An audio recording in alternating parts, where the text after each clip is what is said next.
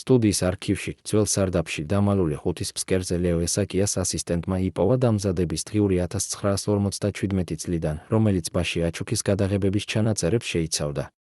ამ დღიურის გვერდებზე წითელი მელნით რეჟისორის ხელით დაწერილი იყო შენიშვნა, რომელიც არასდროს არ გახდა საჯარო. ოთარ კობერიძის თვალები როცა ლია ელიავას პირველად ამ მოედანზე შეხვდა, იმდენად ღრმად ჩაიხედა, რომ ვიგრძენი. არ არის ეს უბრალო აქტიორი მასწავლებლის წინაშე, ეს იყო კაცი, რომელმაც იპოვა თავისი ბედი. რატომ დაიმალა ეს ჩანაწერი? ვინ იყო დაინტერესებული იმით, რომ საბჭოთა კინოს ორი ახალგაზრდა ვარსკვლავის შეხვედრის რეალური ისტორია არ გამხდარიყო ლეგენდა? რა შეიცავდა იმ დღის გადაღების შემდგომ გვერდებს, რომლებიც აშკარად აცლილ იქნა დღიურიდან? ამ საიდუმლოს ერთადერთი ბოლო იყო ის, რაც თვითონ ოთარმა გვიან უკვე 70-იან წლებში ერთ-ერთ ინტერვიუში განაცხადა: ლიას თვალებში ვიხილე მთელი ძველი თბილისი, ის თბილისი, რომელიც არასდროს არ დაკარგავდა სიყვარულის ენას. ახლა 90 წლის შემდეგ ჩვენ პირველად ვიტყვით სრულ სიმართლეს იმ შეხვედრაზე, რომელმაც თაობებს შთააგონა ოცნება პირველ სიყვარულზე. 1957 წლის გაზაფხულზე, როცა თბილისის ქუჩებში აკაციის ყვავილების სურნელი ისე ძლიერად ტრიალებდა, რომ შეუძლებელი იყო არ შეგეყვარებინა ეს ქალაქი, გადაღებების მოედანი ლეო ესაკიას ახალი ფილმისთვის გაშლილი იქნა ძველ თბილისის უბანში, სადაც ხის აივნები ჯერ კიდევ ინარჩუნებდნენ მე-19 საუკუნის არქიტექტურის სურნელს. ოთარ კობერიძე უკვე იყო ვარსკვლავი, 25 წლის, მაღალი, შავთვალა, ისეთი თვალებით, რომლებსაც ქართულ კინოში სულის სარკეებს უწოდებდნენ. მას უკვე ჰქონდა სამი მთავარი როლი უკან და როცა ის სცენაზე გამოჩნდა, ოპერატორები აჩერებდნენ კამერებს არა იმიტომ, რომ რამე არასწორად გასულიყო, არამედ იმიტომ, რომ უნდოდათ დაეკვირვებინათ, თუ როგორ ამოძრავებდა ოთარი იმ ჰაერს თავის ირგვლივ, როგორ აქცევდა უბრალო სიარულს ცეკვად. ლია ელიავა იყო სრულიად საპირისპირო, ახალი სახე, 18 წლის ნათელი თმებით, რომლებიც მზის სხივებში ოქროს ფერად ილევდნენ და ხმით, რომელიც რეჟისორის სიტყვებით ჟღერდა როგორც ღვთისმცივი წყარო ზაფხულის სიცხეში. რეჟისორმა დაგეგმა ის სცენა, სადაც ოთარის პერსონაჟმა, მხიარული ბაში აჩუკი, უნდა აეყვანა თავის ცხენზე ლიას პერსონაჟი, ქალაქელი ქალი, რომელიც პირველად ხედავდა ქართულ სოფელს და ეშინოდა ცხენებისა. პირველი გადაღებისთვის, დილის 9 საათზე, როცა მზე ჯერ კიდევ ძლივს ტბებდა ძველი ქვის კედლებს, ლია გამოჩნდა გადაღების ადგილზე თეთრ კაბაში, რომელიც კოსტიუმერებმა მოუმზადეს 17 წლების სოფლის მოდის მიხედვით და მისმა ხელებმა, რომლებიც მსუბუქად კანკალებდა, პირველად შეეხო ოთარის მხარს, როცა რეჟისორმა უბრძანა: აწიე მის ცხენზე, ოთარ და დაიჭირე ისე, თითქოს გადაარჩენ მას ვარდნისგან. ოთარმა გაიგიმა, მაგრამ ის ღიმილი აღარ იყო აქტიორული, ეს იყო ჭეშმარიტი სინაზე, რომელიც მხოლოდ მაშინ ჩნდება, როცა გული უეცრად აგიძლიერებს რიტმს და არ იცი, სად მოათავსო შენი ხელები, რომ არ გამოიჩინო, რომ იძლევა ნერვებმა. ლიამ თავისი მოგონებებში 60 წლის შემდეგ ამბობდა, როცა ოთარმა პირველად შემომხედა მუდმივად, არა როგორც პარტნიორმა სცენაზე, არამედ როგორც კაცმა, მე ვიგრძენი, რომ ჩემი გული გადავიდა ვინმე სხვას ხელში, ვიღაცისა, ვისთან ერთადაც ჯერ არ ვიცოდი საერთოდ არაფერი. რეჟისორმა ესაკიამ ბრძანა: ახლა ოთარ, წაიყვანე ის ცხენზე და უთხარ სიტყვები მშვიდობაზე, თითქოს გადაარჩენ მას შიშისგან. ოთარმა ხელი გაუწოდა ליას და როცა მისი თითები შეეხო ქალის თხელმაჯებს, მთელმა გადაღების ჯგუფმა, 20 კაცმა, ვინც იდგა ოპერატორების, ასისტენტების, ხმის ინჟინრების სახით, შეაჩერა სუნთქვა, არა იმიტომ, რომ ეს იყო ლამაზი სცენა, არამედ იმიტომ, რომ ეს იყო ნამდვილობის იმ იშვიათი მომენტი, რომელიც კინოში მხოლოდ შემთხვევით ხდება და როდესაც კამერებს არ აქვთ როლი, სიმართლე უბრალოდ ხდება. ოთარმა ჩუმად თქვა: არ გეშინოდეს, მე ვარ შენთან. ეს სიტყვები არ იყო სცენარში, მაგრამ ლეო ესაკიამ არ გაბედა, რომ შეეწყვიტა გადაღება, რადგან იცოდა, რომ ასეთი მომენტი ერთხელ ხდება 10 წლის განმავლობაში ერთ რეჟისორზე. გადაღების შემდეგ, როცა კამერები გამოირთო, ოთარმა არ გაუშვა ხელი ליას კიდევ 10 წამით და ეს 10 წამი იქცა ლეგენდად საბჭოთა თბილისის კინოსტუდიაში. ამბობდნენ, რომ სწორედ ამათ წამში შეუყვარდათ, მაგრამ არავინ არ იცოდა, რა თქვა ოთარმა ליას ყურში იმ მომენტში, როცა მთელი ჯგუფი უკვე ინთავდა და ჩაის მოსვლას ელოდა. ლიას მეგობარი, სტუდიის მაკიაჟისტი, მარინა მგალობლიშვილი, რომელიც 60 წლის შემდეგ მისცა ინტერვიუ თბილისის დოკუმენტურ არქივს, ამბობდა: ლია დაბრუნდა გასახდელში, სახე ჰქონდა წითელი, არა რუჟისგან, არამედ იმ სიცითლისგან, რომელსაც მხოლოდ პირველი ნამდვილი შეყვარება იწვევს და როცა მე ვკითხე, თუ რა მოხდა, მან თქვა: მან მითხრა, რომ ამ საღამოს შევხვდეთ ვაკეში, თუ გინდა გავიგო, რას ნიშნავს ნამდვილი ქართული სვიადრა. ეს იყო დასაწყისი, მაგრამ რატომ არავინ არ ყვება იმაზე, რა მოხდა იმ საღამოს? რატომ დაიმალა ეს ამბავი არა მხოლოდ სტუდიის მენეჯერებმა, არამედ თვითონ ოთარმა და ლიამ, რომლებიც 50 წლის განმავლობაში თავშეკავებულნი იყვნენ, როცა ეკითხებოდათ მათი შეხვედრის დეტალებზე?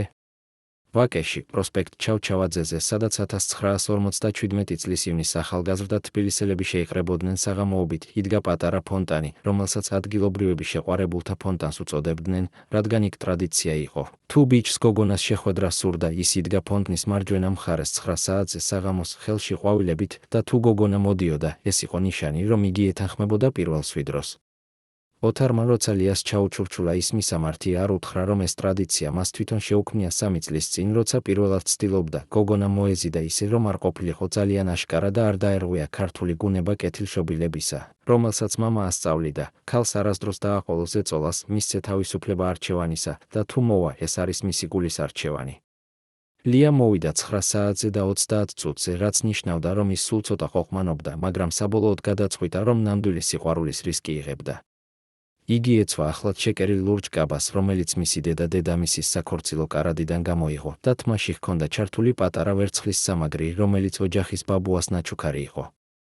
ოთარი იდგა ფონტნის მარჯვენა მხარეს, ხელში თეთრი და წითელი ვარდების თაიგული და როცა ლია გამოჩნდა ჩავჩავაძის პროსპექტიდან, გზას თუ მოარტყამდა ფოთლებით მოსილი ხეების ჩრდილში, ოთარმა იგრძნო, რომ მისი გული ცემს იმდენად ხმამაღლა, რომ შესაძლოა. თელმა ვაკემ გაიგონა. მან გაუწოდა ყვავილები და თქვა, ეს ყვავილები არის მოზეიმე, რომ დაეთანხმე ერთ საიდუმლოებას, რომელსაც დღეს გავგიზიარებ. ლიამ აიღო ყვავილები და იკითხა, რა საიდუმლოება? ოთარმა გაიგიმა და უპასუხა, ძველ თბილისს აქვს ტრადიცია, რომელსაც მხოლოდ ის იცნობს, ვინც ნამდვილად უყვარს ეს ქალაქი. თუ შეყვარებულები პირველად შეხვდნენ ფონტნისთან, ისინი უნდა ისეირნონ მტკვარს გასწვრივ, სადაც თბილისის სულმა უნდა აკურთხოს მათი სიყვარული. ეს არ იყო რაიმე საიდუმლო ტრადიცია, ეს იყო ოთარის შეთხსული რომანტიკული ხრიკი, მაგრამ ლია უკვე ჩაყოლებული იყო იმ ხიბლში, რომელსაც ოთარს ჰქონდა, ხიბლი ჩაბმის, ხიბლი იმისა, რომ გრძნობდი, რომ იგი ლაპარაკობს მხოლოდ შენთან, მთელ სამყაროში არავის სხვასთან. ისინი ისეირნეს მტკვრის სანაპიროზე, სადაც ძველი ქვის ხიდები ისევე იდგნენ, როგორც 200 წლის წინ და ოთარი ყვებოდა თბილისის ლეგენდებზე, თუ როგორ ეყვარებოდა ერთმანეთს ნათლისმცემლის უბნის ბიჭი დაავლაბრელი გოგო. თუ როგორ შეხვდნენ ისინი ამ ხიდზე 9 საათზე საღამოს და გაუმართავდათ საიდუმლო სვიადრები მთვარის ნათლით.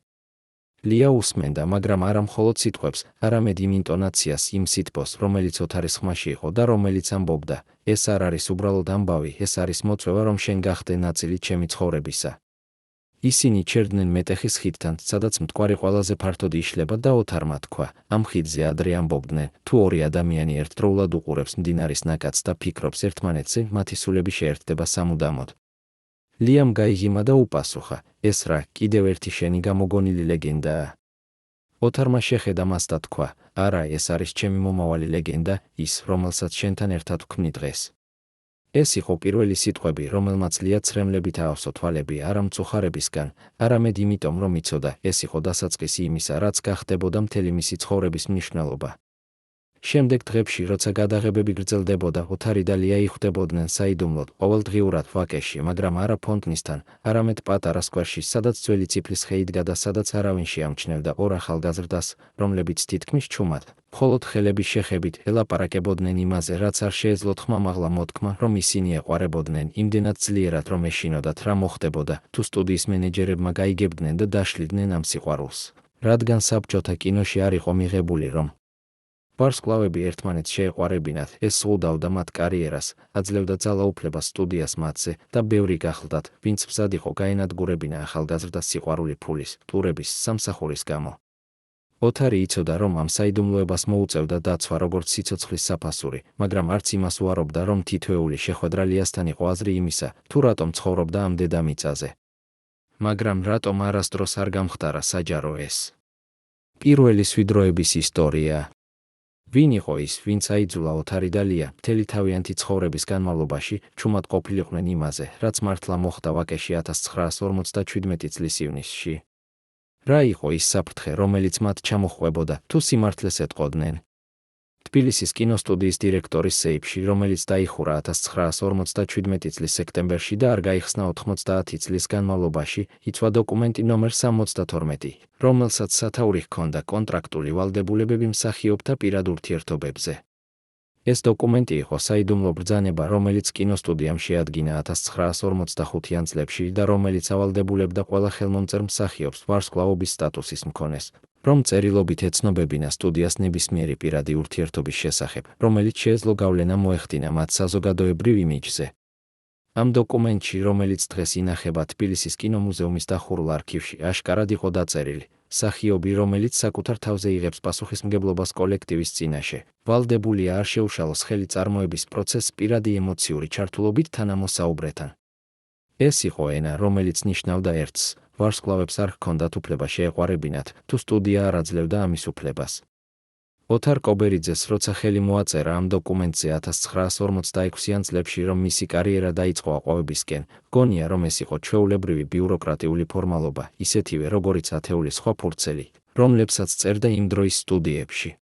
მან არ იცოდა, რომ ეს დოკუმენტი იყო ის ბორკილი, რომელიც მთელი მისი ცხოვრების განმავლობაში შეზღუდავდა მის უფლებას, ღიად ელაპარაკა ლია ელიავასთან მის ურთიერთობაზე, რადგან სტუდიის მენეჯერები იცოდნენ, თუ ორი ვარსკვლავი ღიად გამოაცხადებდნენ თავიანთ სიყვარულს, ეს აღარ იქნებოდა მხოლოდ მათი პირადი საქმე, ეს გახდებოდა საჯარო მითი, რომელიც სტუდიას წაართმევდა კონტროლს მათ იმიჯზე, ტურებზე, ფოტოსესიებზე, იმაზე, თუ ვისთან იქნებოდნენ მაყურებლების წარმოდგენაში. როცა ოთარმა გადაწყვიტა, რომ ლია იყო ის ქალი, ვისთანაც მთელი ცხოვრება გადაატარებდა, მან დაურეკა კინოსტუდიის დირექტორს ნიკო ნიკოლაძეს, რომელიც იყო კაცი 55 წლის, მძიმე სახით, პირდაპირი ნაბიჯებით, რომელსაც ყველა ეძახდა ლითონის კაცს, რადგან მისი გადაწყვეტილებები არასდროს არ იყო რბილი და არასდროს არ უსმენდა სენტიმენტალურ არგუმენტებს. ოთარმა თქვა, მე მსურს ოფიციალურად მოგაწოდოთ, რომ ლია ელიავას ვხვდები პირად დროს და ამ ურთიერთობას დიდი მნიშვნელობა აქვს ჩემთვის. ნიკო ნიკოლაძემ მოისმინა და 3 წამის პაუზის შემდეგ უპასუხა, ოთარ, შენ იცი რა ხდება, როცა ორი სახელოვანი მსახიობი ერთმანეთს შეუყვარდება, საჯარო აღდგენილება სტუმრად იწვევს, ჟურნალისტები იწყებენ ფოტოების გამოქვეყნებას, ხალხი იწყებს ოცნებას, რომ ისინი ერთად იყვნენ და შემდეგ, თუ რაიმე არასწორად წავა, დაიშლება შენი კარიერა და ლიას ერთდროულად. არის საჯარო პასუხისმგებლობა, არა მხოლოდ შენზე, არამედ სტუდიაზე, რომელიც მოგცემს სამსახურს, ფულს, შანსს. ეს არ იყო უარი, ეს იყო გაფრთხილება, მაგრამ ოთარმა გააცნობიერა, რომ ამ გაფრთხილებას უკან იდგა ძალა, რომელიც არ აპირებდა, უბრალოდ გაფრთხილებაზე შეჩერებას. რამდენიმე კვირის შემდეგ, როცა ოთარი და ლია კვლავ ხვდებოდნენ ვაკეში, სტუდიის ადმინისტრატორმა, ქალბატონმა მანანა რუხაძემ, რომელიც პასუხისმგებელი იყო მსახიობთა განრიგზე, დაურეკალიას და თქვა, ჩვენ გვჭირდება შენი მონაწილეობა ახალ პროექტში, რომელიც იწყება მომდევნო კვირას ბათუმში. გადაღებები გაგრძელდება 6 თვის განმავლობაში. ლიამ იცოდა, რომ ეს იყო არა პროექტი, არამედ დაშორება, რომლის მიზანი იყო მისი და ოთარის სვიდროების შეწყვეტა ისე, რომ არავინ ეფიქრა, რომ სტუდია იყო ბრალეული. მაგრამ ოთარი არ შეჩერდა. მან გადაწყვიტა, რომ მოეძებნა იმის გზა, რომ ლიასთან ურთიერთობა გაეგრძელებინა ისე, რომ სტუდიამ ვერ შეეძლო პირდაპირი ჩარევა. ის დაეთანხმა იმას, რომ ღიად არასდროს ელაპარაკა ამ სიყვარულზე, არ გაეკეთებინა ფოტოები ლიასთან საჯარო ადგილებში, არ გამოეცხადებინა იმის შესახებ, რომ ისინი ერთად იყვნენ. იგი ეთანხმებოდა ამ საიდუმლო ცხოვრებას, რადგან იცოდა, თუ არ დაეთანხმებოდა, სტუდია უბრალოდ გაანადგურებდა მის კარიერას და ლიას აიძულებდა, დაეტოვებინა მსახიობობა. ეს იყო კომპრომისი, მაგრამ ეს იყო კომპრომისი, რომელიც საშუალებას მისცემდა მათ, შეენარჩუნებინათ ის, რაც მათ შორის შეიქმნა, სიყვარული, რომელიც არ საჭიროებდა საჯარო დადასტურებას, რადგან ის იყო უფრო ძლიერი, ვიდრე ნებისმიერი ხელმოწერა სტუდიის დოკუმენტებში. ლიამ წავიდა ბათუმში 6 თვით, მაგრამ ყოველ კვირას ოთარს წერდა წერილებს, რომლებსაც ისმალავდა კოსტიუმების ქვეშ, რადგან იცოდა, რომ თუ მაილი ადმინისტრაციამ გაიგო, რომ ეს იყო სიყვარულის წერილები და ბლოკავდნენ მის კორესპონდენციას. ოთარი ინახავდა ყველა წერილს პატარა სამკაულის ყუთში, რომელიც მისი დედის ბებიისა იყო და მთელი ცხოვრების განმავლობაში, სანამ 41 წლებში არ გარდაიცვალა, არ გაუმხელა არავის, რა იყო ამ წერილებში დაწერილი, რადგან იცოდა, ამ წერილებში იყო ის, რაც უნდა დარჩენილიყო საიდუმლო, რათა დაცულიყო არა მხოლოდ მისი და lias სიყვარული, არამედ თვითონ ის ლეგენდა, რომელიც შემდეგ გახდებოდა თბილისის რომანტიკის სიმბოლო. მაგრამ რატომ შეიქმნა ეს შავი სია, რომელზეც 1958 წლებში გამოჩნდა სახელები იმ მსახიობთა, რომლებიც აქტიურად საფრთხეს უქმნიდნენ სტუდიის წარმოების დისციპლინას? რატომ ოთარის სახელი არასდროს არ გამოჩნდა ამ სიაში, თუმცა ყველამ იცოდა, რომ იგი უყვარდა ლია ელიავას? ვინ იყო ის, ვინც იცავდა ოთარს ზემოდან, თუ რა ფასი გადაუხდა ოთარმა ამ დაცვისთვის და რატომ დღემდე ეს დოკუმენტები დახურულია თბილისის არქივების ყველაზე ღრმა სარდაფებში, სადაც მხოლოდ განსაკუთრებული ნებართვით შეიძლება შესვლა? ოთარის სახლის შიდა ოთახში, სადაც მან არასდროს არ შეუშვა ჟურნალისტები და სადაც მხოლოდ ლია შედიოდა, იდგა ძველი ხის კარადა, რომელსაც ოთარი ყოველთვის ხსნიდა ვერცხლის პატარა გასაღებით, რომელიც მუდმივად ატარებდა ყელზე ჯაჭვში ჩასმული როცა ლია უკვე 70-იან წლებში ერთ-ერთ დოკუმენტურ ინტერვიუში ჰკითხეს, რა ინახებოდა იმ კარადაში, მან უპასუხა: იქ იყო ყველაფერი, რაც არასდროს უნდა ყოფილიყო საჯარო, ჩვენი პირველი წერილები, ჩემი თმის ერთი გრძელი თოკი, რომელიც მე მივეცი მას პირველ წელს და ერთი პატარა ტილოს ტომარა, რომელზეც ოთარმა დახატა ჩემი სილუეტი 1958 წლის გაზაფხულზე, როცა ჩვენ ჯერ კიდევ მალავდით ყველაფერს სამყაროსგან. მაგრამ ლიამ არასდროს არ უთხრა, რომ იმ კარადაში, იმ წერილებსა და ნახატებს გარდა იცვა კიდევ ერთი საგანი, რომელსაც თვითონ ოთარი წერიდებოდა, რომ ხელი შეეხო პატარა წითელი აბრეშუმის ჩანთა, შიგნით ჩართული თაბიზრით, რომელზეც ოთარის დედის ხელით დაწერილი იყო ერთი წინადადება. ეს არის დაცვა ბოროტი თვალისგან, მაგრამ თუ დაკარგავ, შენი სიყვარული დაექვემდებარება გამოცდას, რომელსაც მხოლოდ ნამდვილი გრძნობა გაუძლებს. ოთარს ეს თაბიზარი ჩააბარეს მისი დედის გარდაცვალების მეორე დღეს, 1958 წლებში და მან მაშინვე გააცნობიერა, ეს არ იყო უბრალო ოჯახური რელიკვია, ეს იყო გაფრთხილება. მისი დედა, მარიამ კობერიძე, რომელიც იყო ცნობილი თბილისის ბებრების წრეში, როგორც ქალი, რომელსაც ხედავდა სამომავლო კვამლში, მას უთხრა გვდომამდე რამდენიმე საათით ადრე: შენი სიყვარული იქნება ის, რასაც ყველა შეშურდება, მაგრამ ეს შურიც გახდება შენი უდიდესი საფრთხე. დაიცავი ის, მაგრამ ვერასდროს ნუუტყუარ თავის თავს, რომ შენ ხარ ძლიერი, შენ ხარ მოწყვლადი, როგორც ყველა, ვინც ნამდვილად უყვარს. ოთარმა ეს თაბიზარი არასდროს არ მოხსნა, არც ლიას აჩვენა, რადგან ეშინოდა, თუ აჩვენა, ეს გახდებოდა აღიარება იმისა, რომ მისი გული არ იყო უსაფრთხოდ. 1959 წლებში, როცა ოთარი და ლია უკვე 2 წელი ხვდებოდნენ საიდუმლო და სტუდიის ადმინისტრაცია ჩუმად აგრძელებდა თვალთვალს, მოხდა ის, რაც ოთარმა არასდროს არ მოელოდა, ერთ დილას. როცა იგი შედიოდა გადაღების მოედანზე მთაწმინდის რესტორნის სცენისთვის, სადაც უნდა გადაეღოთ ფილმის ახალი ეპიზოდი ლიასთან, სტუდიის დირექტორმა, ნიკო ნიკოლაძემ უთხრა: ოთარ, დღეს შენ არ იმუშავებ ლიასთან. ჩვენ გვაქვს ახალი მსახიობი, თამარ ბერიკაშვილი, რომელიც ერთობლივ სცენებში ჩაიწერება შენთან. ოთარმა კითხვით შეხედა და უთხრა: რატომ? ლია არის ჩემი პარტნიორი ამ ფილმში, სცენარი არის დაწერილი მისთვის. ნიკო ნიკოლაძემ გააღიმა, მაგრამ ეს ღიმილი იყო ცივი, როგორც ლითონის ზედაპირი, და უპასუხა: ლია იქნება დასაქმებული სხვა პროექტში. ჩვენ გვჭირდება, რომ შენ გააგრძელო მუშაობა ისე, რომ სტუდიის განრიგი არ დარღვოს პირადმა ემოციებმა. ოთარმა მაშინვე გააცნობიერა, ეს არ იყო უბრალოდ განრიგის ცვლილება, ეს იყო გაფრთხილება, ეს იყო სტუდიის ხელქვეითი შეტევა იმაზე, რაც მას და ლიას შორის არსებობდა. მან უთხრა: მე არ შემიძლია ვიმუშაო ლიას გარეშე, ჩვენ ერთად ვქმნით ქიმიას, რომელიც მაყურებელს სჭირდება. ნიკო ნიკოლაძემ უპასუხა: ქიმია არის ის, რასაც სტუდია გეუბნება, რომ უნდა იყოს. შენ ხარ მსახიობი, არა პროდიუსერი. შენი საქმეა, მოიქცე ისე, როგორც გეუბნება. ლიას, რომელიც იდგა კორიდორში და ისმენდა ამ საუბარს, სწრემლები მოედინებოდა თვალებში, მაგრამ იცოდა, რომ თუ შევიდოდა და დაიწყებდა პროტესტს, სტუდია უბრალოდ გათავისუფლებდა მას კონტრაქტიდან და მისი კარიერა დასრულდებოდა ამ დღეს. ოთარმა მოუქცია უკან და დაინახა ლია, როგორც იდგა კარებთან, ხელები გულზე მიკეცილი, და ამ მომენტში გააცნობიერა, მათ არ ჰქონდათ არჩევანი, გარდა იმისა, რომ ეთანხმებოდნენ, მაგრამ არა იმიტომ, რომ სტუდია მართალი იყო, არამედ იმიტომ, რომ ამ სამყაროში, სადაც სტუდიას ჰქონდა ყველაფერზე კონტროლი, ფულზე, ცნობადობაზე, ტურებზე, სიცოცხლეზე, მათი სიყვარული შეეძლო გადარჩენა მხოლოდ იმ შემთხვევაში, თუ არავინ იცოდა, რამდენად ღრმა იყო იგი. ოთარმა უთხრა ნიკო ნიკოლაძეს: კარგი, მე ვიმუშავებ თამარ ბერიკაშვილთან, მაგრამ მითხარი, სად იქნება ლია? ნიკო ნიკოლაძემ უპასუხა: ლია იმუშავებს თავის სცენებზე სხვა სტუდიაში. ეს არის საუკეთესო იმისთვის, რომ ორივეს კარიერა გაგრძელდეს წარმატებულად. იმ დღიდან ოთარი და ლია ერთმანეთს ხვდებოდნენ მხოლოდ ღამით, საიდუმლოდ ვაკეში, არა უკვე ფონტნისთან, სადაც ბევრი ადამიანი დადიოდა, არამედ პატარა ეკლესიის ეზოში, სახელად წმინდა ნინოს სამლოცველო, რომელიც იყო დამალული ძველი თბილისის ვიწრო ქუჩებში და სადაც არავინ შედიოდა ღამის 10 საათის შემდეგ. იქ ქვის სკამებზე, რომლებიც იყო ჩრდილში მოხუცებული ვაზის ქვეშ, ოთარი და ლია ისხდნენ და უბრალოდ ხელებს იკავებდნენ, რადგან სიტყვები აღარ იყო საჭირო. ისინი იცოდნენ, რომ მათ მიმართ გაეშვა ძალა, რომელიც უნდოდა მათი დაშორება, მაგრამ იცოდნენ, რომ თუ ერთმანეთს არ დაუთმობდნენ, სამყარო არ შეეძლო მათი გამოყოფა. ლია ამბობდა: რა თქმა უნდა, ეს ძნელია, მაგრამ მე ვიცი, რომ შენ ხარ ჩემთან, მაშინაც კი, როცა ჩვენ ვართ განცალკევებულების სცენებზე. ოთარი უპასუხებდა: მე არ დავტოვებ შენ, არც მაშინ, როცა სტუდია გვაიძულებს, რომ საჯაროდ ვიყოთ უცხოები. შენ ხარ ჩემი ერთადერთი სიმართლე ამ სამყაროში, სადაც ყველაფერი ხელოვნურია. მაგრამ რატომ არ ელაპარაკა ოთარი ღიად ამ საიდუმლო შეხვედრებზე? რატომ არ დაიცვა თავისი უფლება, რომ ეყვარა ის, ვისაც უყვარდა? ვინ იყო ის ძალა, რომელიც აკონტროლებდა არა მხოლოდ სტუდიას, არამედ თვითონ იმ გრძნობებს, რომლებიც ადამიანების გულებში ცხოვრობდა? რა იყო ის საფასური, რომელიც ოთარმა გადაიხადა იმისთვის, რომ ლია არ დაკარგა?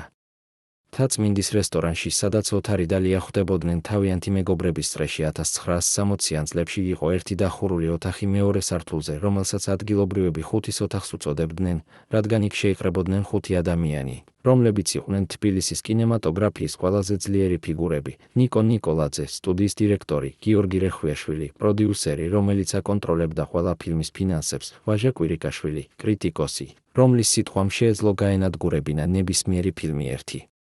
სტატიით თამარ ცულაძე, ჟურნალისტი, რომელიც წერდა ყველა საბჭოთა კინოს შესახებ, და ერთი კაცი, რომლის სახელი არასდროს არ ითქმოდა ღიად, პავლე, რომელსაც ყველა მხოლოდ მეტსახელით იცნობდა და რომელიც, წყაროების მიხედვით, იყო კავშირგაბმულობა მოსკოვსა და თბილისის კინოსტუდიას შორის ადამიანი, რომელიც აძლევდა უფლებას ან აკრძალავდა პროექტებს, მსახიობებს, სცენარებს.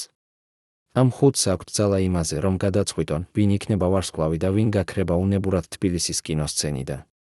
1961 წლის ნოემბერში, როცა ოთარი და ლია უკვე 4 წელი ხვდებოდნენ საიდუმლოდ, ხუთის ოთახში მოხდა შეხვედრა, რომელზეც განიხილებოდა ახალი ფილმის პროექტი, სადაც მთავარი როლები უნდა შეესრულებინათ ოთარსა და ლიას ერთად, პირველად ოფიციალურად ხელმძღვანელობის თანხმობით. რეჟისორმა ლეო ესაკიამ, რომელმაც პირველად დააკავშირა ისინი ბაში აჩუქის გადაღებებზე, წარადგინა იდეა, რომელიც მას სურდა გაეკეთებინა, ქართული სიყვარულის ლეგენდა, ფილმი, რომელშიც ორი ახალგაზრდა, თბილისში 50-იან წლებში ვარდების, ფონტნების საიდუმლო წერილების სამყაროში აქმნიდნენ სიყვარულს, რომელიც გადარჩებოდა ყველა წინააღმდეგობას. ლეო ესაკიამ თქვა, ეს ფილმი იქნება შთაგონება იმ თაობისთვის, რომელიც დღეს ცხოვრობს თბილისში და არ იცის, რა იყო ნამდვილი რომანტიკა ქართულ ტრადიციებში.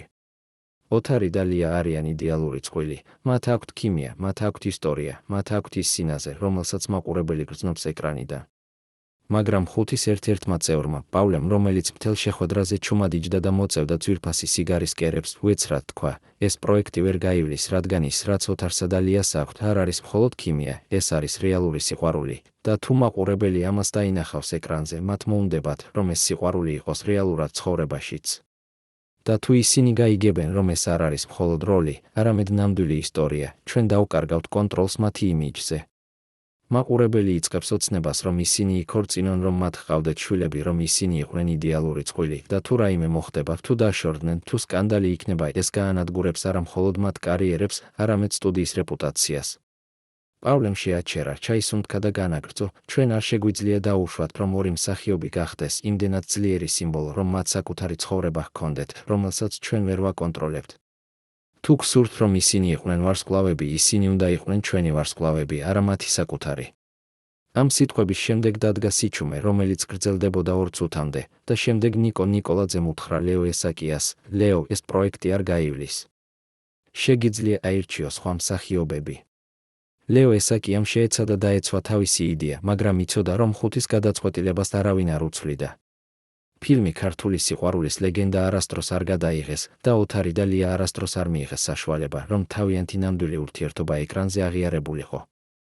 1962 წლის იანვარში ოთარმა მიიღო წერილი დირექტორის ოფისიდან, სადაც ეწერა, ოთარ, ჩვენ გსურს შემოგთავაზოთ ახალი პროექტი, ტურნე მოსკოვში, სადაც შენ წარმოადგენ ქართულ კინოს და შეხვდები მოსკოვის მსახიობებს, რეჟისორებს, კრიტიკოსებს. ეს იქნება შესანიშნავი შანსი შენი კარიერის გასაფართოებლად. მაგრამ წერილის ბოლოში, პატარა შრიფტით იყო დამატებული, ტურნე გაგრძელდება 6 თვის განმავლობაში. ლია ელიავა ამ დროს იქნება დასაქმებული თბილისში სხვა პროექტში. ოთარმა მაშინვე გააცნობიერა, ეს არ იყო შემოთავაზება, ეს იყო ბრძანება და თუ არ დაეთანხმებოდა სტუდია მოიძებნიდა გზას, რომ მისი კონტრაქტი გაეუქმებინა. მან გადაწყვიტა, რომ წავიდოდა, არა იმიტომ, რომ სურდა, არამედ იმიტომ, რომ იცოდა, თუ არ წავიდოდა, ლიას დააზარალებდა და იგი არ შეეძლო დაეშვა, რომ მისი სიყვარული გამხდარიყო ლიას კარიერის დამამთავრებელი. მაგრამ ვინ იყო ის, ვინც მართავდა ხუთის გადაწყვეტილებებს? რა იყო ის ძალა, რომელიც დგას მოსკოვსა და თბილისის სტუდიებს შორის და რომელიც უკვე 30 წლის განმავლობაში აკონტროლებს ქართული კინოს მომავალს? რატომ ოთარი და ლია არასდროს არ გამხდნენ ის წყვილი, რომელსაც საბჭოთა კინო ოფიციალურად დაიმარცხებდა, და რატომ მათი სიყვარული დარჩა ის, რაც იყო საიდუმლო, რომელსაც მხოლოდ ორმა გულმა იცოდა? ცხნეთის დაჩებში, სადაც 1960-იან წლებში თბილისის ინტელიგენცია მიემგზავრებოდა პიკნიკებისთვის, იყო ერთი ადგილი, რომელსაც ადგილობრივები ხინკლის ხე უწოდებდნენ, ძველი მუხის ხე, რომლის ფესვები იმდენად ღრმად იყო გაცემული მიწაში, რომ ამბობდნენ, მისი ასაკი იყო 300-ზე მეტი წელი. ამ ხის ქვეშ ადამიანები აწყობდნენ ტოლებს, ტრადიციულ ქართულ მეგობრულ შეკრებებს, სადაც კაცები და ქალები ერთად საუბრობდნენ მომავალზე, გეგმებზე, ოცნებებზე, მაგრამ სადაც ყველაზე მნიშვნელოვანი იყო ის, ვინც იდგა შენს გვერდით, ის იყო შენი არჩევანი, შენი ნამდვილი მეგობარი ან სიყვარული. ოთარი და ლია იქ მიდიოდნენ ყოველ გაზაფხულზე, დაწყებული 1962 წლიდან და ყოველ ჯერზე, როცა ისინი აწყობდნენ პატარა საბანს ხეების ჩრდილში, ხინკლის, პურის, ღვინის წითელი ქილებით, ოთარი ამბობდა, ეს არის ჩვენი მომავალი, ეს ადგილი, ეს ხე, ეს თბილისი, რომელიც ჩვენ გვიყვარს. მე არ მჭირდება, რომ მთელმა სამყარომ იცოდეს, რომ მე შენ გიყვარვარ. მჭირდება მხოლოდ ის, რომ შენ იცოდე, რომ მე ყოველდღე ვირჩევ შენ, არა იმიტომ, რომ მე ვალდებული ვარ, არამედ იმიტომ, რომ შენს გარეშე ეს ყველაფერი, ეს ცხნეთი, ეს სცენები, ეს ცნობადობა, აღარ აქვს აზრი. ლია ისმენდა ამ სიტყვებს და იცოდა, რომ ეს არ იყო უბრალოდ რომანტიკა, ეს იყო მისი ობოლი, მისი ერთგული არჩევანი იმისა, რომ იგი არ დაუთმობდა მას იმ სამყაროს, რომელიც მათ აძალებდა, რომ საჯაროდ ყოფილიყვნენ სხვები. ლია ამბობდა, ოთარ, მე არ მჭირდება, რომ მე ვიყო ვარსკვლავი თბილისში ან მოსკოვში. მე მჭირდება ის, რაც ჩვენ აქ გვაქვს, ეს ერთობლიობა, ეს სიჩუმე, რომელშიც ჩვენ ნამდვილები ვართ. და სწორედ ეს იყო საიდუმლო მათი სიყვარულისა, მათ არ სჭირდებოდათ, რომ სტუდია დაემოწმებინათ მათი გრძნობები, რადგან ისინი იცოდნენ, რომ ნამდვილი სიყვარული არის ის, რაც ცხოვრობს არა სცენაზე, არამედ იმ ადგილებში, სადაც არავინ გადიოდა, გარდა იმ ორი გულისა, რომლებიც ერთმანეთს აგვიანებდნენ. 1976-იან წლებში, როცა ოთარი და ლია უკვე დაქორწინდნენ ჩუმად, მხოლოდ ახლო ოჯახში და რამდენიმე მეგობართან, არავინ არ იცოდა, რომ მათი ქორწინება არ იყო საჯარო, არ იყო დიდი ქორწილი, არ იყო ჟურნალისტები, არ იყო სტუდიის ბლესინგი. ისინი დაქორწინდნენ პატარა ეკლესიაში, წმინდა ნინოს სამლოცველოში, სადაც პირველად ხვდებოდნენ საიდუმლოდ და სადაც ერთადერთი მოწმე იყო ძველი მღვდელი, რომელმაც არასდროს არ გაამხილა მათი საიდუმლოება. ლიამ მოგვიანებით თქვა, ჩვენი ქორწინება არ იყო ის, რასაც კინო აჩვენებს, დიდი დარბაზები, 1000 სტუმარი, ფოტოები. ჩვენი ქორწინება იყო ჩვენი არჩევანი, რომ ერთმანეთს ვეკუთვნოდით არა სამყაროს, არამედ ერთმანეთს. ოთარმა დაამატა, მე არ მჭირდებოდა, რომ სტუდია მომცემოდა უფლებას, რომ შენზე დამეწერა ჩემი სახელი. მე მჭირდებოდა მხოლოდ ის, რომ შენ მეთქვა დიახ და შენ მითხარი. ეს იყო ის, რაც სტუდიას არასდროს არ შეეძლო გაენადგურებინა, არა ფოტოები, არა საჯარო დადასტურება, არამედ ის ნამდვილი ქიმია, რომელიც ორ გულს შორის არსებობდა და რომელიც გადარჩა ყველა წნეხს, ყველა მცდელობას მათი დაშორებისა. მათი სიყვარული გახდა ის ლეგენდა, რომელიც თბილისში დღემდე ყვებიან, არა რომელიმე ფილმის გამო, არა რომელიმე სკანდალის გამო, არამედ იმიტომ, რომ ისინი იყვნენ ის წყვილი, რომელიც გვიჩვენა, რომ ნამდვილი სიყვარული არის ის, რაც არ საჭიროებს კამერებს, რომ გადარჩეს. მაგრამ რატომ არ გახდა ეს ისტორია საჯარო მხოლოდ 40 წლის შემდეგ? რატომ ლიამ და ოთარმა შეინარჩუნეს თავიანთი ქორწინების საიდუმლოება იმდენი ხნის განმავლობაში?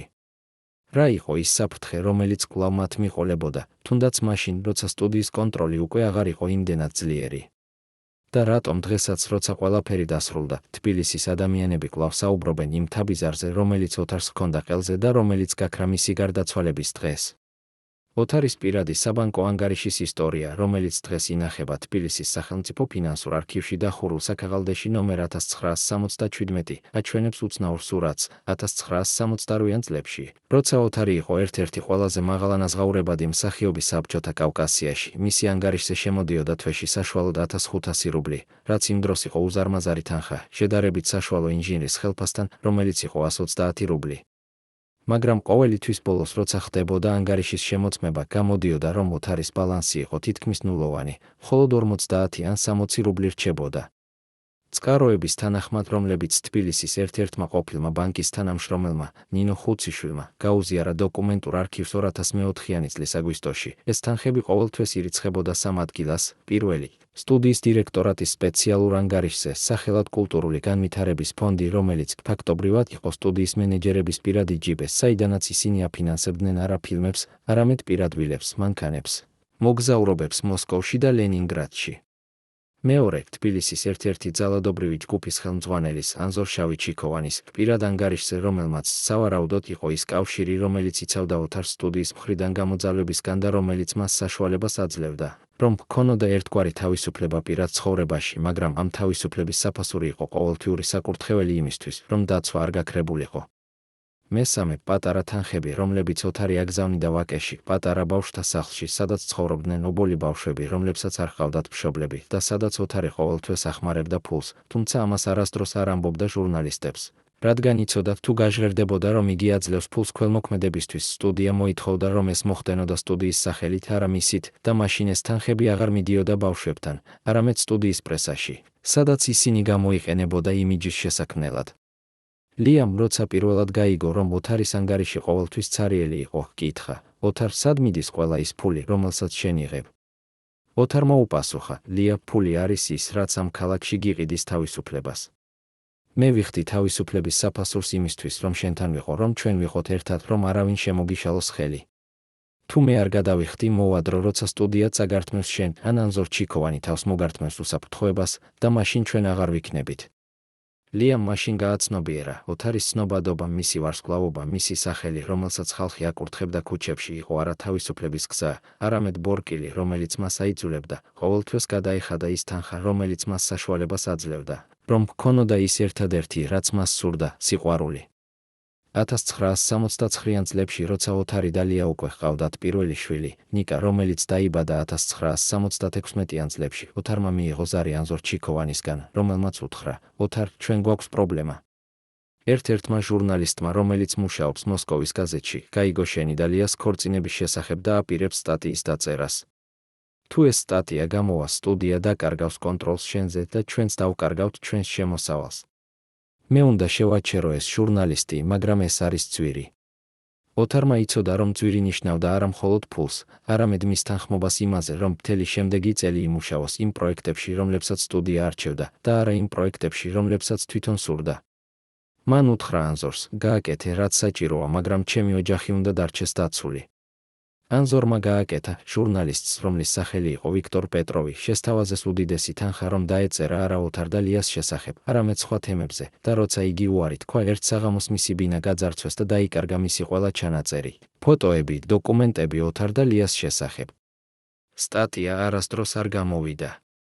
მაგრამ ამ ინციდენტის შემდეგ ოთარმა გააცნობიერა, მისი ფული, მისი ცნობადობა, მისი წარმატება ყველაფერი იყო არა მისი, არამედ ეკუთვნოდა იმ სისტემას, რომელიც მას იცავდა, მაგრამ რომელიც მას ასევე აკონტროლებდა. იგი იყო მარიონეტი, რომელსაც საკუთარი ძაფები ჰქონდა, მაგრამ რომელსაც არ შეეძლო, რომ თვითონ გადაეკვეთა ეს ძაფები, რადგან თუ გადაეკვეთა, დაცემოდა. ლიამ როცა გაიგო ამ ინციდენტის შესახებ, ტირილით უთხრა, ოთარ, რამდენ ხანს უნდა ვიცხოვროთ ასე? რამდენ ხანს უნდა ვიყოთ პატიმრები ჩვენივე სახელებისა? ოთარმა უპასუხა, სანამ ჩვენ გვაქვს ერთმანეთი, ჩვენ არ ვართ პატიმრები. ჩვენ ვირჩევთ ამას, არა იმიტომ, რომ გვიყვარს პატიმრობა, არამედ იმიტომ, რომ გვიყვარს ერთმანეთი უფრო ვიდრე თავისუფლება ამ სამყაროში, სადაც თავისუფლება ნიშნავს მარტოობას. 30 წლის შემდეგ 2011 წლებში, როცა ოთარი უკვე გარდაიცვალა, ლიამ გამოაცხადა ერთ ინტერვიუში, ყველაფერი, რაც ოთარმა ჰქონდა, ფული, დაჩები, მანქანები, ყველაფერი გაქრა იმ დღეს, როცა იგი წავიდა. მე აღარ ვიცი, სად წავიდა ის ყველა თანხა, რომელიც მან გაიღო, მაგრამ ვიცი ერთი, იგი არასდროს არ იყო ის, რაც ფულს ფლობდა, არამედ ის იყო, ვინც ფულს იხდიდა იმისთვის, რომ გვეცხოვრა ისე, როგორც გვინდოდა. ვინ იყვნენ ის ადამიანები, რომლებიც მართლა მოიპოვეს ოთარის ფული? რატომ მისი ოჯახის წევრებმა არასდროს არ მიიღეს ის მემკვიდრეობა, რომელიც მათ ეკუთვნოდათ?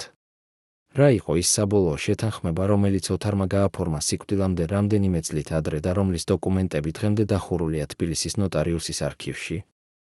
ერთ-ერთმა ადამიანმა, რომელიც ყველაზე ახლოს იდგა ოთარ და ლიასთან მათი ცხოვრების მთელი განმავლობაში, იყო გიორგი მელაძე, ოთარის ბავშვობის მეგობარი, რომელიც გახდა მისი მენეჯერი 1970 წლებში, როცა ოთარმა გადაწყვიტა, რომ სჭირდებოდა ადამიანი, ვინც მას იცავდა არა მხოლოდ სტუდიისგან, არამედ იმ ყველა მეგობრისგან, რომლებიც უეცრად გამოჩნდნენ მის გარშემო, როცა იგი გახდა ვარსკვლავი.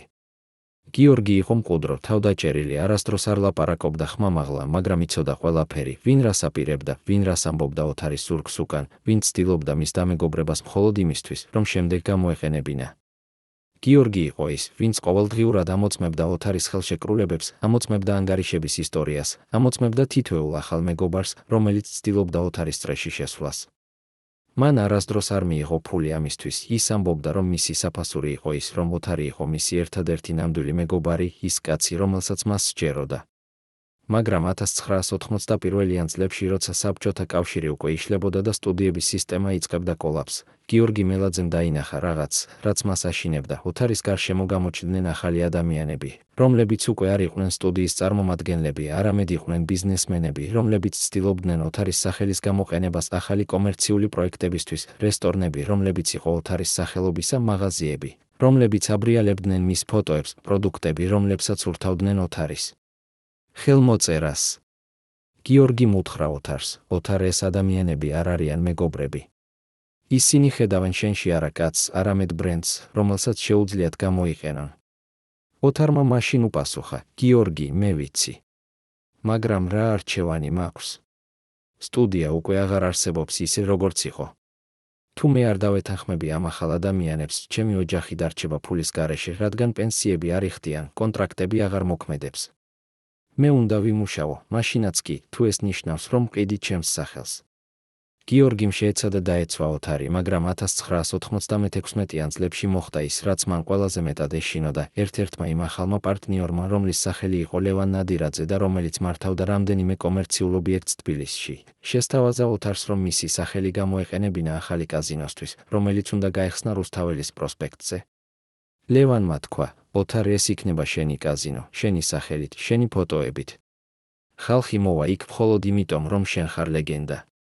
თუ შენ თანახმა ხარ, მე მოგცემ ყოველთვიურ პროცენტს, რომელიც იქნება უფრო მეტი, ვიდრე შენი ნებისმიერი კონტრაქტი სტუდიასთან. ოთარმა უთხრა გიორგის, რა გგონია? გიორგიმ უპასუხა, ოთარ, ეს არის ბაგე. თუ შენ შეხვალ კაზინოს ბიზნესში, შენი სახელი აღარ იქნება სახელი იმ კაცისა, რომელსაც ხალხი უყვარდა როგორც მსახიობს, არამედ გახდება სახელი კაზინოს, სადაც ხალხი კარგავს ფულს და ოჯახებს. შენი ლეგენდა დასრულდება. ოთარმა არ დაითანხმა ლევან ნადირაძეს, მაგრამ ამის შემდეგ ლევანმა დაიწყო ჩუმი მუქარა. პირველი გამოჩნდა სტატიები თბილისის გაზეთებში, სადაც წერდნენ, რომ ოთარი ავად იყო და აღარ შეეძლო მუშაობა, თუმცა ეს არ იყო მართალი. მეორე, ლევანმა დაიწყო ოთარის მეგობრების დარწმუნება, რომ ოთარი უკვე არ იყო ის, რაც ადრე, რომ მისი დრო გასულიყო. მესამე, ერთ საღამოს, როცა ოთარი და გიორგი ბრუნდებოდნენ გადაღებიდან, მათი მანქანა შეაჩერეს უცნობმა ადამიანებმა, რომლებმაც უთხრეს გიორგის, ეს არის გაფრთხილება, თქვი ოთარს, რომ ჩვენ არ ვართ სახელოვანი წრე. ჩვენ ვართ ბიზნესი და ბიზნესში არ არის ადგილი უარისთვის. გიორგიმ მაშინვე გააცნობიერა, ლევან ნადირაძე არ იყო მარტო, მას უკან იდგა ის ახალი კრიმინალური სტრუქტურები, რომლებიც 90-იან წლებში აკონტროლებდნენ თბილისის ბიზნესს და რომლებიც იყვნენ უფრო საშიში ვიდრე ძველი სტუდიის მენეჯერები. ლიამ, როცა გაიგო ამის შესახებ, უთხრა ოთარს, ოთარ, თუ შენ არ დაეთანხმები, ჩვენი ოჯახი საფრთხეშია. მე არ მინდა, რომ შენი სახელი იყოს კაზინოს კედლებზე, მაგრამ მე მინდა, რომ შენ იყო ცოცხალი. ოთარმა უპასუხა, მე არ ვაპირებ, რომ დავენდო. თუ მე დავენდე, მაშინ ყველაფერი, რაც ჩვენ შევქმნით, ჩვენი სიყვარული, ჩვენი საიდუმლოება, ჩვენი არჩევანი, ყველაფერი იყო უაზრო. გიორგიმ თქვა, ოთარ, მაშინ ჩვენ უნდა გავიქცეთ თბილისიდან. მე მოვიძიებ გზას, როგორ გაგიყვანო შენ და ლია სადმე, სადაც ლევან ნადირაძე ვერ მოგახტევს. ოთარმა უპასუხა, თბილისი არის ჩემი სახლი. თუ მე გავიქცევი, მე დავკარგავ ყველაფერს, რაც მე ვარ. 2 კვირის შემდეგ 1998 წლებში გიორგი მელაძე გაიგონებული იქნა თავის ბინაში, გარდაცვლილი.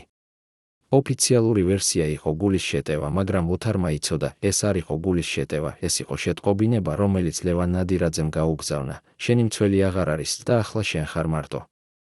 ლიამ, როცა გაიგო გიორგის გარდაცვალების შესახებ, ჩაიტირა მთელი კვირის განმავლობაში და უთხრა ოთარს, ოთარ, შენი ერთადერთი მეგობარი წავიდა. ახლა ვინ დაგიცავს? ოთარმა უპასუხა, ჩვენ დაგვიცავს ის, რაც ჩვენ გვაქვს ერთმანეთი. გიორგი იყო ჩემი დამცველი, მაგრამ შენ ხარ ჩემი მიზეზი იმისა, თუ რატომ ვებრძვი.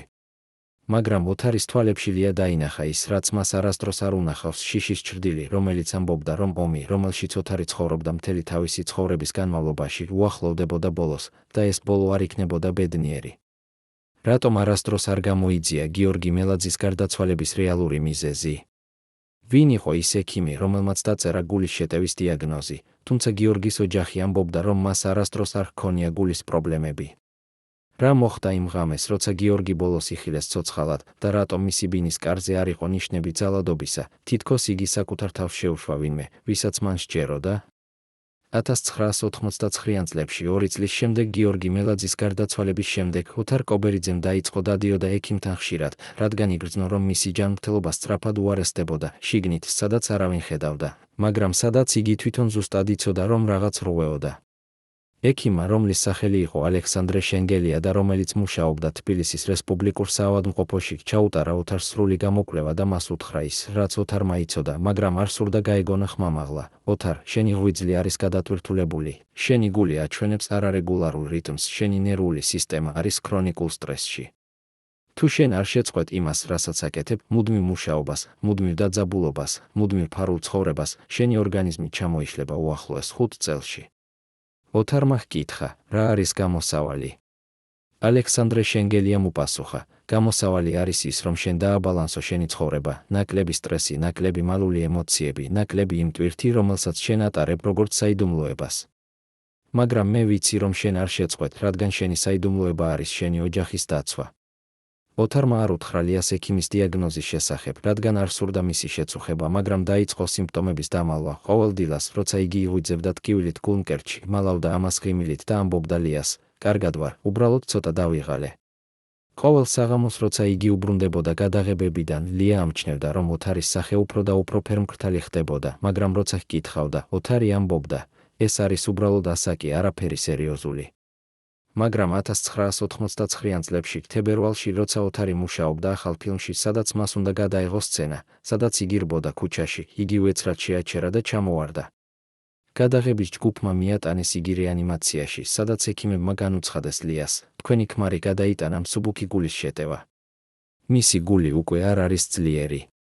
მას სჭირდება მთლიანი დასვენება, სრული შეწყვეტა ფიზიკური დატვირთვებისა. ლიამ იმ დღეს გააცნობიერა, ოთარი არ იყო უკვდავი, იგი არ იყო ის ვარსკვლავი, რომელიც ეკრანზე ყოველთვის იყო ძლიერი და უმარცხებელი, იგი იყო უბრალო კაცი, რომლის გული ნელ-ნელა ცემდა ბოლო დარტყმებს. მან უთხრა ოთარს, როცა იგი გამოფხიზლდა რეანიმაციაში, ოთარ, შენ უნდა შეწყვიტო მუშაობა. შენ უნდა დაისვენო. ჩვენ ვიცხოვრებთ ისე, როგორც შევძლებთ, მაგრამ შენ უნდა იყო ცოცხალი. ოთარმა უპასუხა, ლია, თუ მე შევწყვით მუშაობას, ჩვენ აღარ გვექნება ფული. ჩვენ გვყავს შვილები, რომლებიც სწავლობენ, გვყავს სახლი, რომელსაც სჭირდება შენარჩუნება. მე არ შემიძლია შევწყვიტო. ლიამ ტიროდა და თქვა, მე არ მჭირდება ფული, მე მჭირდები შენ. ოთარმა უპასუხა, შენ გყავ ხარ მე, სანამ ჩემი გული ცემს. და ის ცემს იმიტომ, რომ შენ გიყვარ ვარ. მაგრამ ოთარის გული ცემდა არა მხოლოდ სიყვარულისგან, არამედ იმ სტრესისგან, იმ ტვირთისგან, რომელიც მთელი ცხოვრების განმავლობაში აგროვდა, ფული, რომელიც არასდროს არ რჩებოდა, საიდუმლოებები, რომლებიც არასდროს არ გამხდარა საჯარო დაცვა, რომელიც ყოველთვის ღირდა იმაზე მეტი, ვიდრე ღირდა. 2001 წლის აპრილში, როცა ოთარი გარდაიცვალა საკუთარ სახლში, ლიას გვერდით, მისი ბოლო სიტყვები იყო, ლია, მე შენ მიყვარდი იმაზე მეტად, ვიდრე ამ სამყაროს ჰქონდა უფლება იცოდა. შენ ხარ ერთადერთი, რაც ჩემთვის იყო ნამდვილი. ლიამ მასთან იჯდა მთელი ღამის განმავლობაში, ხელი უჭირა და ამბობდა, ოთარ, შენ არ იყავი მხოლოდ ჩემთვის. შენ იყავი ყველასთვის, ვინც შენ გიყვარდა და ვისაც შენი სახელი აკურთხებდა. შენ ხარ თბილისის სიყვარულის ლეგენდა. ოთარის გარდაცვალების შემდეგ ლიამ იპოვა მისი საიდუმლო კარადა, რომელსაც ოთარი ყოველთვის ინახავდა ხის სკივში და შიგნით იყო არა მხოლოდ წერილები და ფოტოები, არამედ ერთი პატარა ფურცელი, რომელზეც ოთარის ხელით დაწერილი იყო, ლია, თუ შენ კითხულობ ამას, ესე იგი მე უკვე წავედი. მაპატიე, რომ ვერ გითხარი ყველაფერი, რასაც გაუგვარდი. მაპატიე, რომ ჩვენმა სიყვარულმა იცოდა მხოლოდ ჩუმი ღამეები და საიდუმლო ადგილები. მაგრამ იცი, ამ სამყაროში, სადაც ყველაფერი იყიდება და ყველაფერი იკარგება, ჩვენი სიყვარული იყო ერთადერთი, რომელიც არასდროს არ ყიდულიყო და არასდროს არ დაკარგულიყო. შენ იყავი ჩემი თბილისი, ჩემი სახლი, ჩემი ბოლო სიტყვა. ოთარი. რატომ ოთარის გული ვერ გაუძლო? რა იყო ის უკანასკნელი დარტყმა, რომელიც მან გადაიტანა თავის სიცოცხლეში და რომელმაც გაანადგურა მისი ორგანიზმი? რატომ ექიმებმა არასდროს არ გაამხილეს ნამდვილი დიაგნოზი, რომელიც მან ჰქონდა, და რატომ თბილისის საავადმყოფოს არქივში დღემდე დახურულია ოთარის სამედიცინო ისტორია, რომელსაც მხოლოდ ოჯახის წევრებს შეუძლიათ ნახონ? მე ყოველდღე ვხედავდი, როგორ იცვლებოდა ოთარის სახე, როცა ის უახლოვდებოდა ლიას გასახდელს, ამბობს კინოსტუდიის გრიმიორი, ვინც ითხოვს ანონიმურობას, რომელიც 90-იან წლებში მუშაობდა კინოსტუდიაში როგორც გრიმიორი და რომელმაც პირველად 2015 წლებში დაეთანხმა ინტერვიუს გაცემას. მისი სიტყვები, რომლებიც 50 წლის განმავლობაში დარჩა დაუმარხავი მის გულში, ახლა გამოდის ისე, როგორც წყალი, რომელიც ბოლოს მოძებნა გზას ქვების შუა. ოთარი არ იყო უბრალოდ მსახიობი, ის იყო კაცი, რომელსაც ყოველი ნაბიჯი ღირდა ტკივილად, რადგან იცოდა, რომ იმ სტუდიის კედლებში არავინ არ იყო თავისუფალი, მაშინაც კი, როცა ეკრანზე ღიმილობდა. თამარი ხსენებს, რომ 1998 წლებში, როცა ოთარი უკვე იყო 90 წლის, მას რეგულარულად უწევდა გრიმის შეკეთება, რათა დამალოს სახეზე გამოჩენილი ჭრილობები, რომლებიც, თამარის თქმით, არ იყო მხოლოდ ასაკის შედეგი. ერთხელ, როცა ის დადიოდა გასახდელში, მე შევამჩნიე პატარა სისხლის კვალი მის ყურის უკან და როცა ვკითხე, მან თქვა, რომ დაეცა სახლში, მაგრამ მისი შეშფოთებული სახე მეუბნებოდა, რომ რაღაც აწუხებდა. თამარი არ იცის, ვინ იყო ის ადამიანი, მაგრამ ის იხსენებს, რომ იმ დღის შემდეგ ოთარმა დაიწყო დადიოდა ხშირად სტუდიაში ორ უსაფრთხოების მუშაკთან ერთად, რომლებიც არ იყვნენ სტუდიის თანამშრომლები, ისინი იყვნენ შავ-ტყავის კურტკებში, დაფქული თმებით და ყოველთვის იდგნენ გასახდელის კარების წინ, როგორც ჯარისკაცები, რომლებიც იცავენ რაღაც ძალიან მნიშვნელოვანს, მაგრამ თუ რას ჩვენ არასდროს არ გვითხრეს. თამარი აგრძელებს, ერთხელ 1989 წლებში, როცა მე ვაკეთებდი ოთარის გრიმს, მან ჩაჩუნდა და თქვა, თამარ, რომ იცოდე, რა ფასი გადამიხადა ამ სიყვარულმა, შენ ვეღარ შეძლებდი, რომ ჩემზე ნორმალურად გამეღიმა.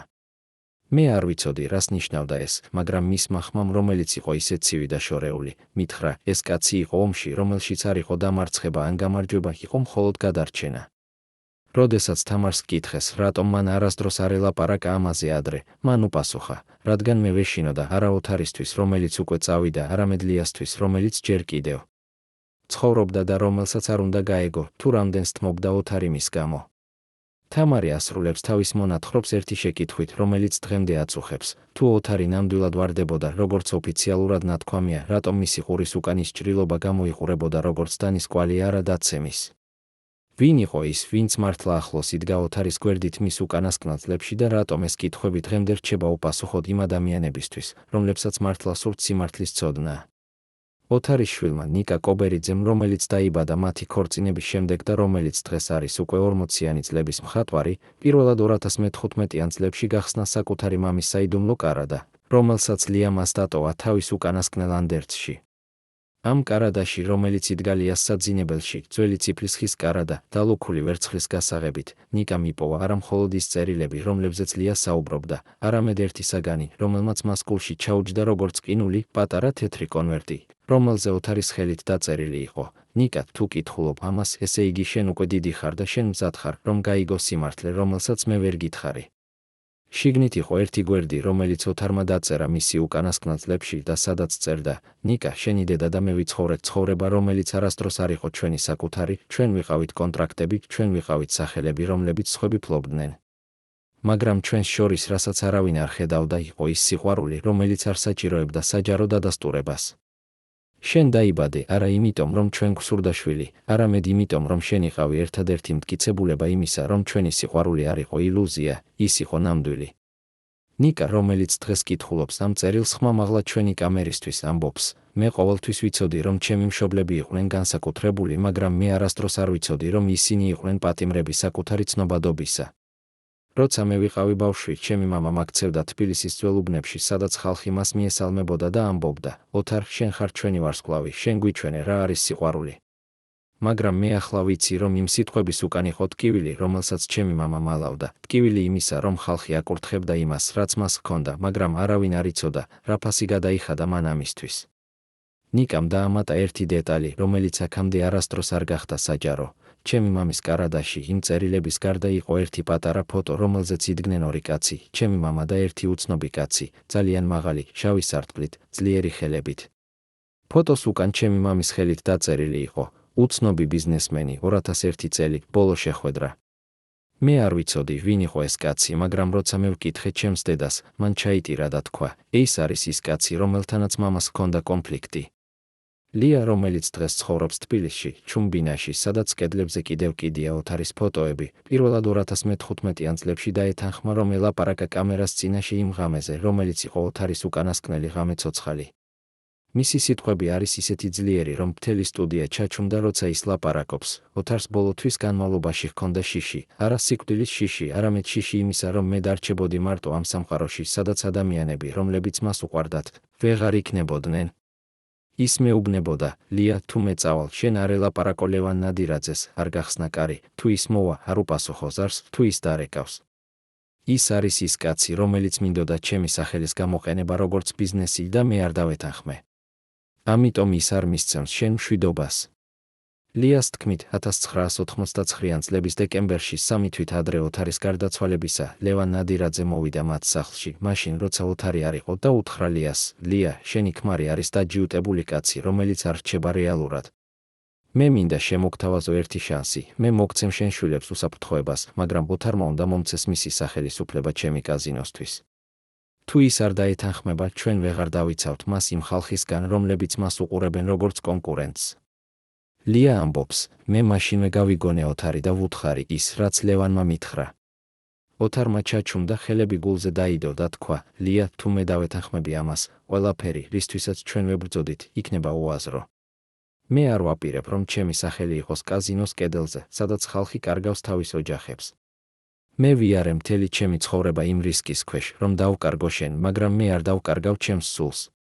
ეს იყო ბოლო საუბარი, რომელიც ლიამ და ოთარმა გამართეს იმაზე და ლია იცის 3 თვის შემდეგ, როცა ოთარი წავიდა, ეს იყო არა მხოლოდ გულის პრობლემა, ეს იყო შედეგი იმ ომისა, რომელშიც ოთარმა მთელი თავისი ცხოვრება გაატარა. ლია ამბობს, ჩვენი სიყვარული იყო ჩვენი არჩევანი, მაგრამ ჩვენი სიკვდილი იყო სხვების გადაწყვეტილება. ოფიციალური ვერსია იყო გულის შეტევა, მაგრამ ზოგიერთი მეგობარი ეჭვობდა, რომ სტრესი და დაძაბულობა ხელს უწყობდა მის ადრეულ წასვლას. 2021 წლებში ლია ოცნებობდა პატარა მუზეუმის გახსნაზე თბილისის ძველ ვაკეში, იქვე, სადაც ისინი ოთართან ერთად პირველად შეხვდნენ ფონტანთან 1957 წლებში. ამ მუზეუმში, რომელიც ეწოდება ოთარ და ლიას სახლი, ინახება ყველა ის საგანი, რომელიც მათ ჰქონდათ, წერილები, ფოტოები, კოსტიუმები, რომლებშიც ისინი გადაიღეს თავიანთ ფილმებში და ერთი კარადა, რომელიც ლია არასდროს არ გახსნა საჯაროდ, მაგრამ რომელზეც წერია, საიდუმლოება, რომელიც უნდა დარჩეს დახურული, სანამ ლია ცოცხალია. როდესაც ჟურნალისტები ჰკითხავენ ლიას, რა არის იმ კარადაში, ის ღიმილით უპასუხებს, იქ არის ის, რაც ოთარმა და მე გავანდეთ სამყაროსგან, არა იმიტომ, რომ ეს იყო რაღაც საშიში, არამედ იმიტომ, რომ ეს იყო ისე პირადი, რომ თუ გავხსენით, ჩვენ დავკარგავთ იმ მაგიას, რომელიც ამ საიდუმლოებას ჰქონდა. ლია ამბობს, ოთარი და მე ვიცხოვრეთ ცხოვრება, რომელიც ყველა ნახა ეკრანზე, მაგრამ არავინ არ იცოდა, რა იყო ეკრანის უკან. ჩვენ ვიყავით ორი ადამიანი, რომლებიც უყვარდათ ერთმანეთი იმდენად ძლიერად, რომ ვირჩიეთ საიდუმლო ცხოვრება, ვიდრე საჯარო სკანდალი. ჩვენ ვირჩიეთ, რომ ყოფილიყავით დამალულები, რათა დაცულიყო ის, რაც ჩვენს გულებში ცხოვრობდა, ნამდვილი სიყვარული.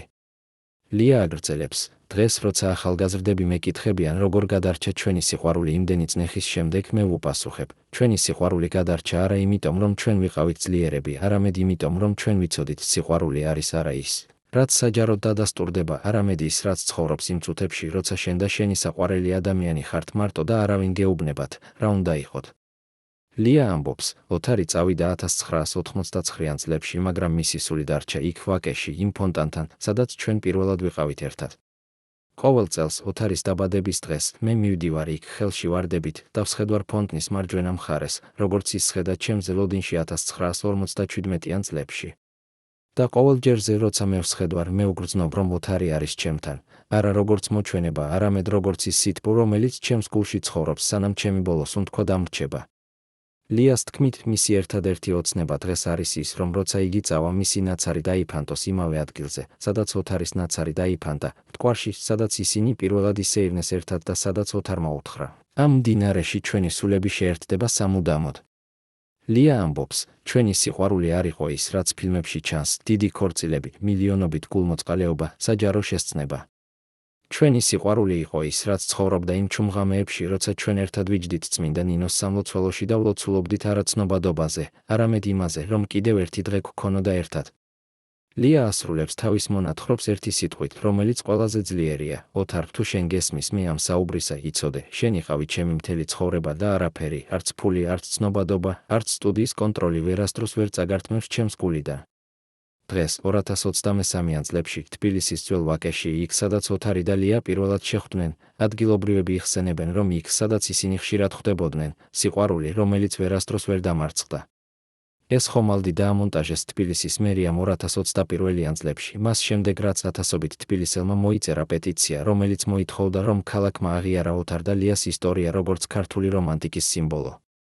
ყოველ წელს ოთარის დაბადების დღეს, სექტემბრის მე-10-ს, ათეული წყვილები მოდიან ამ ხომალდთან, ხელში ვარდებით და ადგამენ ყვავილებს, რომ აღნიშნონ ის სიყვარული, რომელმაც თაობებს შთააგონა ოცნება ნამდვილი ერთგულებისა. ლია, რომელიც ცხოვრობდა გრძელ და ღირსეულ ცხოვრებას, კვლავ ცხოვრობს თბილისში და ყოველ წელს ესწრება ამ ცერემონიას. მისი შვილები, ნიკა, რომელიც გახდა ცნობილი მხატვარი და ანა, რომელიც არის კინორეჟისორი, აგრძელებენ თავიანთი მშობლების მემკვიდრეობას, აქმნიან ფილმებს და ნამუშევრებს, რომლებიც ყვებიან იმაზე, თუ რა არის ნამდვილი სიყვარული ქართულ კულტურაში. ნიკა ამბობს, ჩემი მამა და დედა არ იყვნენ სრულყოფილები, ისინი არ იყვნენ ის, რასაც ფილმები აჩვენებენ, ისინი იყვნენ ორი ადამიანი, რომლებიც ებრძოდნენ სისტემას, რომელიც არ სურდა, რომ ისინი ყოფილიყვნენ ერთად. მაგრამ ისინი არჩიეს ერთმანეთი და ეს არჩევანი იყო უფრო ძლიერი, ვიდრე ნებისმიერი კანონი ან კონტრაქტი. ლია ამბობს, რომ მისი ერთადერთი მორალური გაკვეთილი, რომელსაც ის სურს გადასცეს ახალგაზრდა თაობას, არის ის, რომ სიყვარული არის არა ის, რაც გიხსნით კამერების წინ, არამედ ის, რაც ცხოვრობს იმ ადგილებში, სადაც არავინ გეუბნებათ, რა უნდა იყოთ. ჩვენ ოთართან ერთად ვირჩიეთ ის, რომ ყოფილიყავით დამალულები, რადგან ჩვენ ვიცოდით, თუ გავხდებოდით საჯარო, ჩვენ დავკარგავდით ერთმანეთს და ჩვენ ვერასდროს ვერ დავშვებდით ამას. ლია ასრულებს თავის საუბარს ერთი მოწოდებით, ახალგაზრდა წყვილებო, რომლებიც დღეს ეძებთ სიყვარულს, ნუ ელოდებით, რომ სამყარო დაგიდასტურებთ თქვენს გრძნობებს. სიყვარული არის ის, რაც თქვენ ქმნით ერთმანეთთან, არა ის, რასაც სხვები ამბობენ თქვენზე. ოთარმა და მე გადავიტანეთ ყველაფერი, სტუდიის კონტროლი, სისტემის წნეხი, საფრთხეები, მაგრამ ჩვენ არასდროს არ დავტოვეთ ერთმანეთი, რადგან ჩვენ ვიცოდით, ჩვენი სიყვარული იყო ერთადერთი, რაც ნამდვილად ეკუთვნოდა ჩვენ. მეგობრებო, როგორ აფასებთ ოთარ კობერიძის და ლია ელიავას ისტორიას? იყო თუ არა ისინი მსხვერპლი იმ სისტემისა, რომელიც არ აძლევდა მათ უფლებას, ღიად ეცხოვრათ თავიანთი სიყვარულით, თუ საკუთარი არჩევანით შეინარჩუნეს საიდუმლოება იმისთვის, რომ დაეცვათ ერთმანეთი? გაგვიზიარეთ თქვენი აზრი კომენტარებში და გამოიწერეთ არხი, რომ გაიგოთ მეტი ქართული კინოს ლეგენდებზე, რა მოხდა ლევან ნადირაძესთან ოთარის გარდაცვალების შემდეგ და რატომ მისი საქმიანობა დღემდე ამბობენ, რომ დაკავშირებულია ოთარის ბოლო დღეებთან. დაგვიტოვეთ თქვენი აზრი და მოგვიყევით, რათა არ გამოგრჩეთ შემდეგი სიმართლე.